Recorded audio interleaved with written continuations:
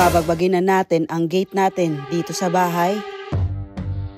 Kung napapansin nyo, ganito yung gate natin dito sa bahay. At since modern yung bahay natin, hindi naman pwede na magsistay tayo sa ganitong design ng gate. Kaya nasayang talaga yung mga bakal ng gate natin at syempre yung mismong gate. Since pinabagbag din talaga natin siya, hindi kasi siya magiging bagay sa perspective ng bahay natin. Ganoon naman talaga, may mga bagay talaga sa buhay natin na kailangan natin isakripisyo. O sinong gusto ng bakal dyan? Hindi, gagawan din talaga natin ng paraan na magamit yung mga bakal na nakuha natin galing sa gate. Hindi tayo mayaman para mag-aksaya ng mga materyales. Oy. Kung ano pa yung pwedeng gamitin dyan, halaga gamitin natin. Dito nga sa kabila, nasimula na nilang bakbakin pero hindi pa nila kinuha yung bakal. Para mas okay yung ganito, para mas maging mataas yung bakal at magagamit pa talaga natin siya. Sa sobrang mahal ng bilihin ng mga materyales ngayon para sa bahay, kailangan din talaga natin maging wais kung paano natin ma-recycle ito. Kasi hindi naman basta-basta nabubulok yung bakal ng gate. Yung mga semento naman, wala na talaga tayo magagawa dyan. Hindi na natin ma-recycle yan. Pero magagamit natin itong mga semento na binakbak pang tambak. Doon sa kabila, mataas-taas na trabaho pa rin talaga to since nakapalibot talaga ng gate itong property na nabili natin. Pero hindi talaga yan yung buo na babakbakin nila ha. Yung sa taas lang, kibali, dudugtungan na lang natin yan para hindi din mapalaki yung gastos natin at hindi din sila masyadong mahirapan. Siguro kasing taas ni Norme ang magiging gate natin. O Sharo, lagi